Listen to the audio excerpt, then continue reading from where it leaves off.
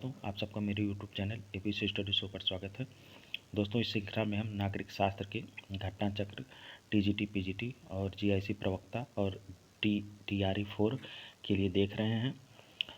तो इसमें इस श्रृंखला में साथियों हम इसके पहले 4 वीडियो कंप्लीट कर चुके हैं, जिसमें हम पहले चैप्टर राजनीति विज्ञान की क्षेत्र परिभाषा और विषय वस्तु को देख चुके हैं और जिसमें हम 195 प्रश्नों को देख चुके हैं। अब हम आगे देखेंगे 196 से लेकर के 230 तक के प्रश्नों को। तो इस तरह से चैप्टर नंबर 1 कंप्लीट हो जाएगा। तो चलिए साथियों, देर न करते हुए आज के सेशन की शुरुआत करते हैं। और इसमें जो पहला प्रश्न है वह है कि राज्य के कार्यों की परंपरागत विचारधारा के अनुसार अनिवार्य तथा ऐच्छिक 2 भागों में बांटा गया है, लेकिन वर्तमान समय में राज्य की अवधारणा के अनुसार अनिवार्य और ऐच्छिक का भेद समाप्त है तथा समस्त कार्य अनिवार्य ही माने जाते हैं। लोक कल्याणकारी राज्य में, या अनिवार्य सेवा राज्य, या लोकतांत्रिक राज्य, या आदर्शवादी राज्य। तो ये बातें साथियों लोक कल्याणकारी राज्य पर लागू होती हैं। इस तरह से हमारा ऑप्शन ए जो है वह सही हो जाएगा। देख लीजिए, परंपरागत विचारधारा राज्य के कार्यों को 2 वर्गों अनिवार्य तथा ऐच्छिक में विभाजित करने की रही है और यह माना जाता रहा है कि अनिवार्य कार्य तो राज्य के अपने अस्तित्व को बनाए रखने के लिए किए जाने जरूरी हैं, किंतु ऐच्छिक कार्य राज्य की जनता के हित में होते हुए भी राज्य के द्वारा उनका किया जाना तत्कालीन समय की विशेष परिस्थितियों और शासन के दृष्टिकोण पर निर्भर करता है। लेकिन लोक कल्याणकारी राज्य की धारणा के विकास के परिणाम स्वरूप अनिवार्य और ऐच्छिक कार्यों की वह सीमा रेखा समाप्त हो गई है और अब यह माना जाने लगा है कि परंपरागत रूप में ऐच्छिक कहे जाने वाले कार्य भी राज्य के लिए उतने ही आवश्यक हैं जितने कि अनिवार्य समझे जाने वाले कार्य।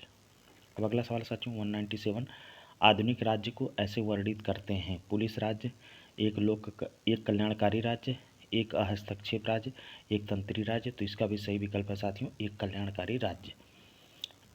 देखिए, आधुनिक राज्य कल्याणकारी राज्य की भूमिका का निर्वहन कर रहे हैं। कल्याणकारी राज्य, जिसको वेलफेयर स्टेट भी कहते हैं, शासन की वह संकल्पना है जिसमें राज्य नागरिकों के आर्थिक एवं सामाजिक, राजनीतिक, सांस्कृतिक अर्थात सभी पक्षों की उन्नति में महत्वपूर्ण भूमिका निभाता है। अब अगला सवाल है 198, निम्न में कौन राज्य का अनिवार्य अंग नहीं है? भूमि, प्रजातंत्र, जनसंख्या, संप्रभुता। तो इसमें साथियों प्रजातंत्र जो है राज्य का अनिवार्य कार्य नहीं है, बाकी भूमि, जनसंख्या, संप्रभुता और सरकार ये राज्य के जो है कि अनिवार्य अंग हैं। देखिए, गार्नर तथा आधुनिक राजनीतिक विचारकों के अनुसार वर्तमान में राज्य के 4 आवश्यक अंग हैं। पहला है जनसंख्या, दूसरा निश्चित भूभाग, तीसरा सरकार एवं चौथा जो है कि संप्रभुता माने जाते हैं। प्रजातंत्र शासन का एक प्रकार है, जैसे प्रजातंत्र, राजतंत्र, अधिनायक तंत्र आदि। राज्य की परिभाषाओं में वर्तमान में गार्नर की परिभाषा सबसे अच्छी मानी जाती है। अब क्वेश्चन नंबर 199 है, निम्न में से कौन राज्य का आवश्यक अंग नहीं है? तो इसमें साथियों कानून हो जाएगा, बाकी जो है कि राज्य के सभी आवश्यक अंग हैं। देखिए, अब अगला सवाल है, निम्न में से कौन सा एक राज्य का तत्व नहीं है? जनसंख्या भी है, भूभाग भी है, संप्रभुता भी है, धर्म ये राज्य का आवश्यक तत्व नहीं है। राज्य के आवश्यक तत्व हैं, तो इसमें से साथियों देखिए भूभाग, जनसंख्या, सरकार, संप्रभुता ये हैं। तो इस तरह से हमारा ऑप्शन डी जो है वह सही हो जाएगा। किसी राज्य का सर्वाधिक महत्वपूर्ण तत्व कौन सा है? तो इसमें साथियों संप्रभुता जो है कि किसी राज्य का सबसे महत्वपूर्ण तत्व मानी जाती है। देखिए, संप्रभुता या प्रभुसत्ता राज्य का सर्वाधिक अनिवार्य लक्षण है। जे.डब्ल्यू. गार्नर की इंट्रोडक्शन टू पॉलिटिकल साइंस राजनीति विज्ञान की रूपरेखा के अनुसार प्रभुसत्ता राज्य की ऐसी विशेषता है जिसके कारण वह कानून की दृष्टि से केवल अपनी इच्छा से बंधा होता है, अन्य किसी की इच्छा से नहीं। कोई अन्य शक्ति उसकी अपनी शक्ति को सीमित नहीं कर सकती। अब क्वेश्चन नंबर 203 है साथियों कि निम्न में से कौन सा वर्ग षाण्मार्ग का भाग नहीं है? संधि विग्रह, यान आसन, द्वैधी भाव संधि या षड्यंत्र पंचशील। तो इसमें से साथियों जो है कि षाड्गुण्य का जो भाग नहीं है वह है षड्यंत्र और पंचशील, बाकी सब जो है कि षाड्गुण्य के भाग हैं। देखिए ऑप्शन डी सही है। अब देख लेते हैं षाड्गुण्य में क्या क्या आते हैं। देखिए षड्यंत्र और पंचशील षाड्गुण्य का भाग नहीं है, और कौटिल्य ने विदेश संबंधों के संचालन के लिए 6 प्रकार की नीतियों, जिसको षाड्गुण्य कहते हैं, का उल्लेख किया है, जो इस प्रकार है। साथियों ये षाड्गुण्य याद रख लीजिएगा, इससे संबंधित बहुत सवाल बनते हैं, कभी कभी पूछ देता है। इन 6 के अलावा कोई एक दे देगा, 4 विकल्प में से पूछेगा कि कौन षाड्गुण्य का भाग नहीं है, और एलटी में भी इससे सवाल बने थे। देखिए संधि, विग्रह, आसन, यान, संश्रय, द्वैधी भाव, ये सब जो है कि 6 षाड्गुण्य के भाग हैं। और अन्य महत्वपूर्ण तत्व देख लेते हैं। देखिए कौटिल्य ने राज्य की रक्षा के लिए 4 साधन, कौन से, साम, दाम, दंड और भेद का उल्लेख किया है, जो राज्य की रक्षा के लिए अत्यंत प्रभावशाली हैं। कौटिल्य ने 3 प्रकार के दूतों का उल्लेख किया है, जो इस प्रकार हैं। प्रथम दूत वे होते हैं जो अपनी बुद्धि विवेक से अपने राजा की ओर से निर्णय की शक्ति रखते हैं, और दूसरे राजदूत वे होते हैं जिनकी शक्ति क्या होती है, सीमित होती है, और किसी विशेष काम के लिए भेजा जाता है इन्हें। और तृतीय राजदूत वे होते हैं जो राजा का संदेश दूसरे राजा तक पहुंचाते हैं। अब अगला सवाल साथियों, क्वेश्चन नंबर 204, निम्नलिखित में से कौन प्राचीन भारतीय विचारकों द्वारा प्रतिपादित राज्य के सप्तांग सिद्धांत के 7 अंगों में नहीं है। स्वामी, पुरोहित, पुर और कोश। तो इसमें से पुरोहित साथियों जो है कि सप्तांग सिद्धांत का अंग नहीं है। अब देख लीजिए सप्तांग सिद्धांत में कौन कौन आते हैं। देखिए कौटिल्य राज्य को सावयव मानते हैं, और राज्य के 7 अंगों को मानने के कारण कौटिल्य का राज्य की प्रकृति संबंधी सिद्धांत सप्तांग सिद्धांत कहलाता है। कौटिल्य के अनुसार राज्य के 7 अंग कौन कौन है, स्वामी, अमात्य, जनपद, दुर्ग, कोश, दंड और मित्र। सप्तांग सिद्धांत का प्रतिपादक कौन था, तो इसमें से हो जाएगा कौटिल्य। देखिए मनु की षाड्गुण्य नीति में से कौन से क्या सम्मिलित नहीं है। देखिए साथियों यहाँ से सवाल बन गया, शांति, व्यवहार, संश्रय और विग्रह पूछ रहा है, तो इनमें से कौन सा जो है कि षाड्गुण्य का भाग नहीं है, तो व्यवहार नहीं है साथियों। इस तरह से ऑप्शन बी जो है वो सही हो जाएगा। अब देखिए क्वेश्चन नंबर 206 हो गया। हाँ तो यहाँ पे वही रिपीट किया है जिसके पहले एक हमने व्याख्या आपको बताया था, तो इसलिए व्याख्या इसकी नहीं पढ़ेंगे। देखिए राजनीति के विशुद्ध सिद्धांत की धारणा किसने दी थी, बी जुवेनेल, जूर्गन हैबरमास, अर्नाल्ड ब्रेख्त या मीहान। तो इसका जो सही जवाब है साथियों वो है बी जुवेनेल। ये जो है कि राजनीति के विशुद्ध सिद्धांत की धारणा इन्होंने दी थी। देखिए राजनीति के विशुद्ध सिद्धांत की अवधारणा बी जुवेनेल ने दी है। निम्न में से कौन सा राज्य नहीं है, राजस्थान, नेपाल, बांग्लादेश, श्रीलंका। तो इसका सही जवाब हो जाएगा साथियों राजस्थान। राज्य की परिभाषा में ये नहीं आता है। तो राज्य की परिभाषा में जो ये 4 तत्व रहेंगे जिसके, वही जो है कि राज्य की परिभाषा में आएगा, जिसकी जनसंख्या हो और निश्चित क्षेत्र हो और उसकी अपनी एक सरकार हो और वो संप्रभु हो पूरी तरह से। तो यही जो 4 तत्व जिसमें रहेंगे वो राज्य की परिभाषा में आएगा। और इन तत्वों में संप्रभुता सबसे अधिक महत्वपूर्ण तत्व है, जिसके आधार पर राज्य को अन्य सभी समुदायों से पृथक किया जाता है। अब देखिए आगे कि राज्य के लिए संप्रभुता का वही महत्व है जो व्यक्ति के जीवन के लिए प्राणों का होता है। वस्तुतः संप्रभुता के बिना राज्य के अस्तित्व की कल्पना नहीं की जा सकती है। इसलिए बांग्लादेश, नेपाल, श्रीलंका सभी राज्य हैं क्योंकि इनमें संप्रभुता पाई जाती है, जबकि राजस्थान भारत संघ राज्य की इकाई है, यह संप्रभुता संपन्न राज्य नहीं है। अन्य महत्वपूर्ण तत्व में देख लीजिए। देखिए जीन बोंदा ने क्या कहा था कि संप्रभुता नागरिकों और प्रजाजनों के ऊपर राज्य की वह सर्वोच्च शक्ति है जिस पर कानून का कोई अंकुश न हो, और संप्रभुता निरंकुश, मौलिक, सर्वव्यापक, स्थायी, अपृथक्करणीय तथा अनन्यता लक्षणों से युक्त होती है। क्वेश्चन नंबर 209 है साथियों, निम्न में से राज्य का मूल तत्व क्या है। सर्वसत्ता जो है कि राज्य का मूल तत्व, इसलिए ऑप्शन ए जो है वह सही हो जाएगा। राज्य कहे जाने के लिए अति आवश्यक तत्व है, तो सर्वसत्ता या संप्रभुता या जो सर्वोच्च सत्ता है वही जो है कि राज्य कहलाने के लिए सबसे आवश्यक है। तो इस तरह से ऑप्शन सी सही हो जाएगा। अब आगे है क्वेश्चन नंबर 211 राज्य का सर्वाधिक महत्वपूर्ण तत्व, तो इसमें भी संप्रभुता सही हो जाएगा साथियों। इस तरह से ऑप्शन सी सही। निम्न में से कौन राज्य नहीं है? संयुक्त राज्य अमेरिका, रूस, राष्ट्रसंघ, बांग्लादेश। तो इनमें से साथियों राष्ट्रसंघ जो है यह राज्य नहीं है, बल्कि यह एक अंतर्राष्ट्रीय संस्था है। देखिए, प्रथम विश्व युद्ध के बाद विभिन्न राष्ट्रों में समन्वय एवं शांति स्थापित करने के लिए राष्ट्रसंघ नामक संस्था का निर्माण किया गया था, परंतु यह शांति एवं व्यवस्था बनाए रखने में असफल रही तथा विश्व को दूसरे महासंग्राम का अचानक तांडव देखना पड़ा। दूसरे विश्व युद्ध के बाद राष्ट्रसंघ के स्थान पर संयुक्त राष्ट्र संघ, जिसको यूएनओ कहते हैं, नामक संस्था का गठन किया गया और राष्ट्रसंघ एवं संयुक्त राष्ट्र संघ दोनों में संप्रभुता न होने के कारण इनको राज्य के अंतर्गत नहीं रखा जा सकता है। इसके अलावा संयुक्त राज्य अमेरिका, रूस, बांग्लादेश आदि ये सब क्या है कि राज्य की परिभाषा में समाहित हैं। निम्नलिखित में से किस विचारक ने अपने चिंतन में राज्य और समाज में विभेद नहीं किया है? Can't, TH. ग्रीन, हीगल और जॉन लॉक। तो इसका सही जवाब है साथियों हीगल। हीगल ने राज्य और समाज के बीच भेदभाव नहीं किया है।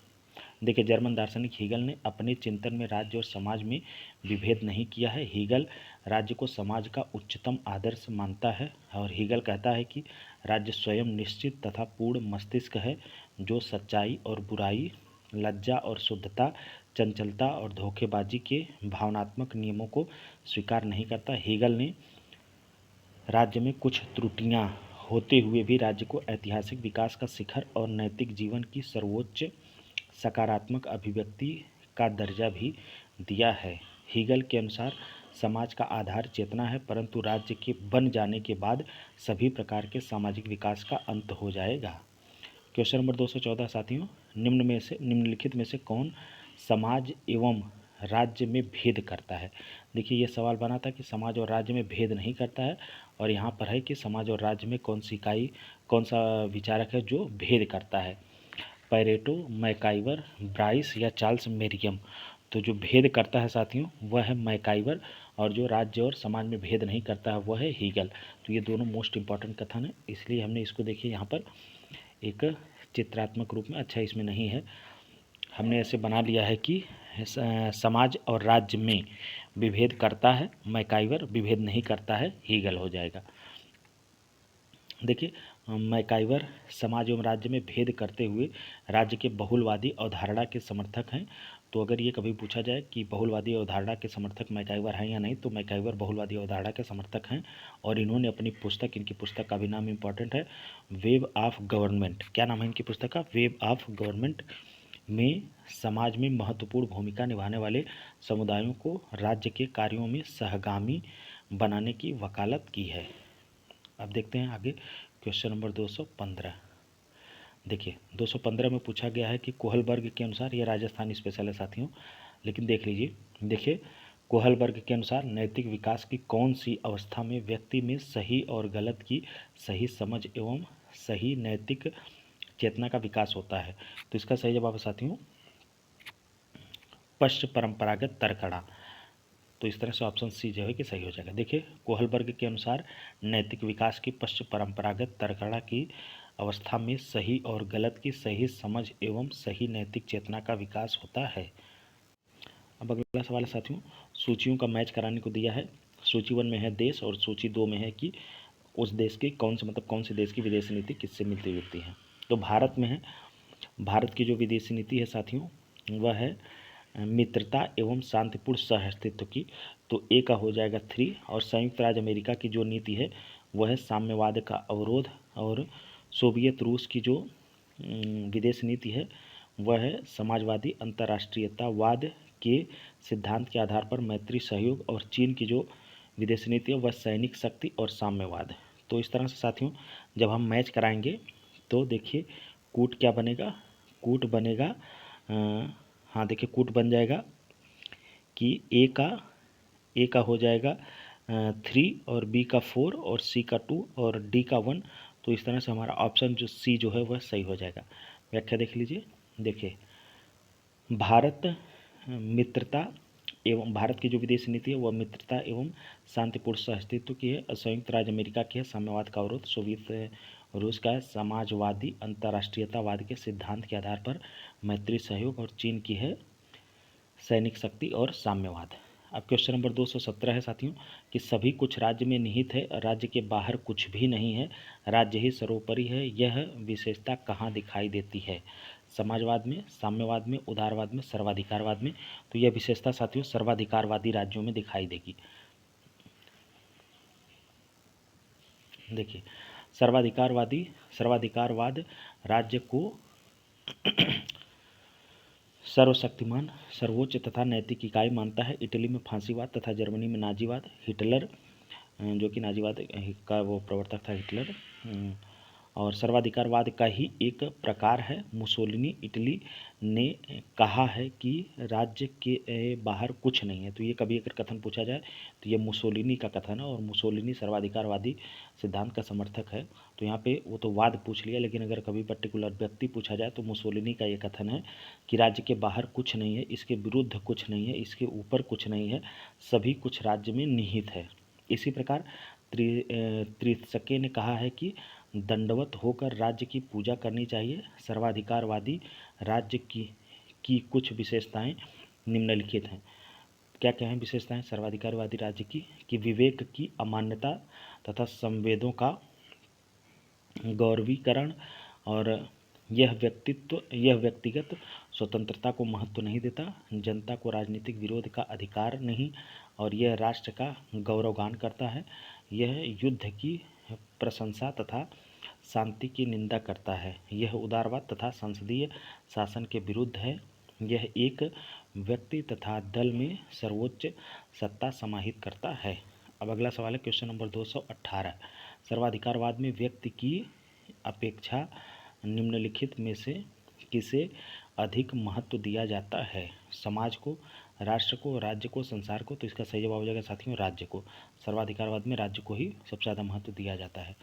देखिए, सर्वाधिकारवाद में व्यक्ति की अपेक्षा राज्य को सर्वाधिक महत्व दिया गया है। सर्वाधिकारवाद के अनुसार राज्य एक आध्यात्मिक और नैतिक सत्ता है। यह एक ऐसा संगठन है जिसके प्रादुर्भाव और विकास में आत्मा की अभिव्यक्ति होती है। राज्य जनता की आत्मा को अभिव्यक्त करता है, इसलिए व्यक्तियों को न तो निरपेक्ष स्वतंत्रता प्राप्त हो सकती है और न ही उनके द्वारा किसी भी स्थिति में राज्य का विरोध किया जा सकता है। सर्वाधिकारवाद की विचारधारा पर आदर्शवाद की स्पष्ट छाप है, और नाजीवाद और फांसीवाद विचारधाराएं सर्वाधिकारवाद का प्रकार रही हैं। अब अगला सवाल है क्वेश्चन नंबर 219। राजनीतिक सिद्धांत में 3 तत्वों तथ्यात्मक, कारणात्मक और मूल्यात्मक की चर्चा किसने की? Karl Marx, David Easton, Karl Popper या सबाइन? तो इसका सही जवाब साथियों सेबाइन ने चर्चा की है। देखिए, राजनीतिक सिद्धांत को विभिन्न विद्वानों ने अलग अलग तरीकों से परिभाषित किया है।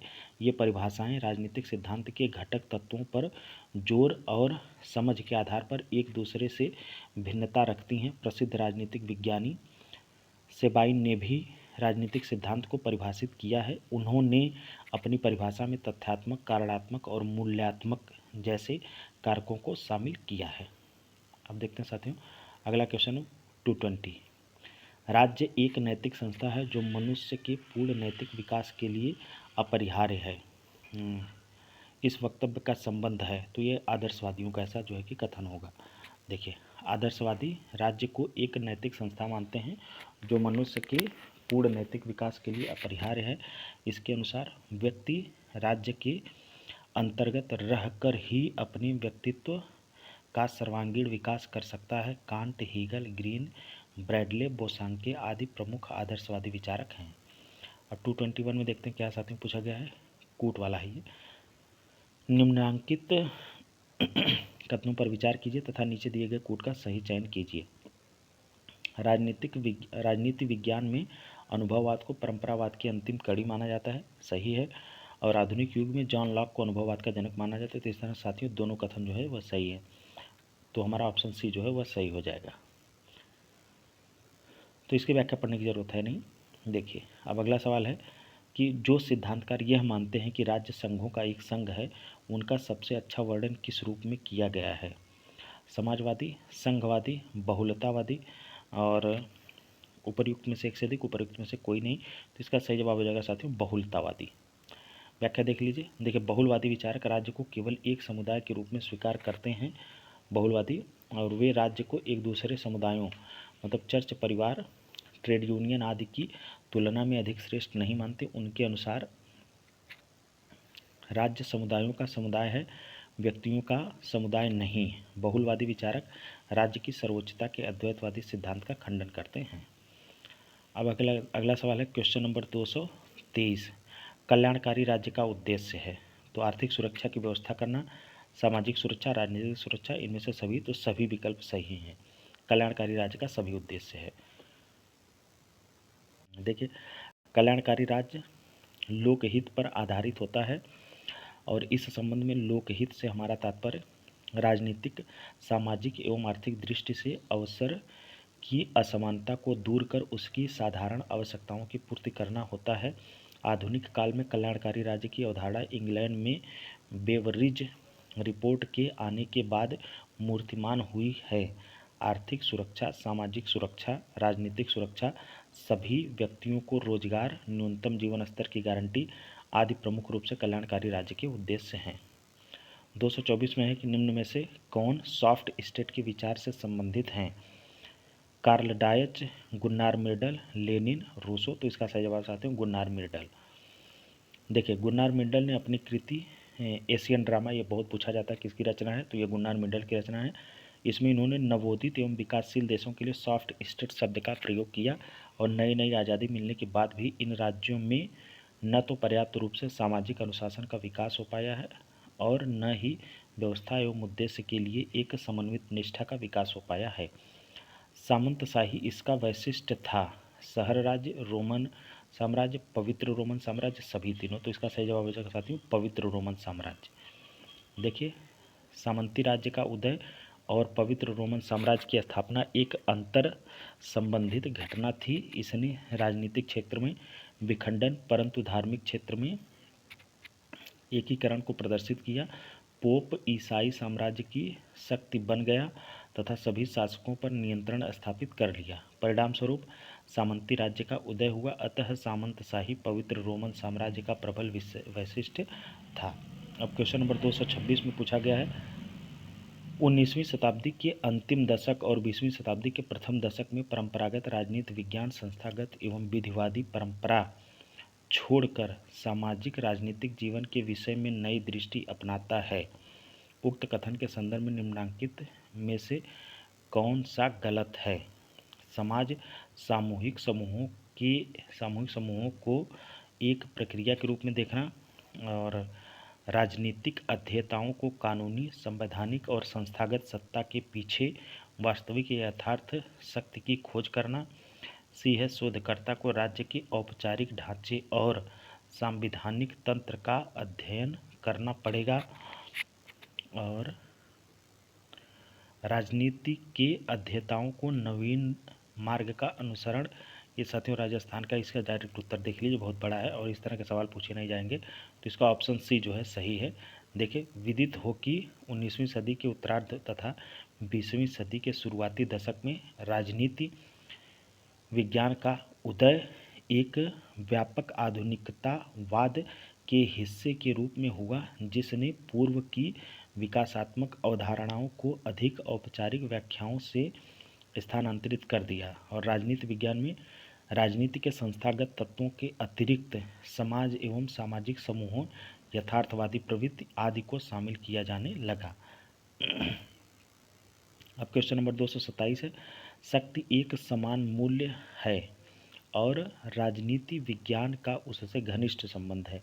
यह विचार कौन से विद्वान ने दिया है। Harold Lasswell, Lord Acton, David Easton, Charles E Merriam. तो यह विचार दिया है साथियों हेराल्ड लॉसवेल ने।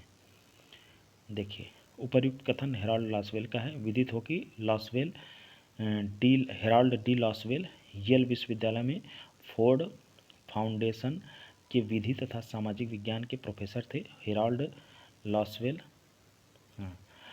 लॉसवेल ने राजनीतिक मनोविज्ञान, मात्रात्मक तरीकों तथा सार्वजनिक नीति पर शोध के माध्यम से राजनीति विज्ञान के क्षेत्र में योगदान दिया। विदित हो कि ये पहले शिकागो विश्वविद्यालय के प्रोफेसर थे एवं इसके पश्चात येल विश्वविद्यालय में से जुड़े। क्वेश्चन नंबर 228 है साथियों, स्थानीय कानून को बनाने तथा लागू करने की स्वतंत्रता, अधिकारों को प्रदान करने की क्षमता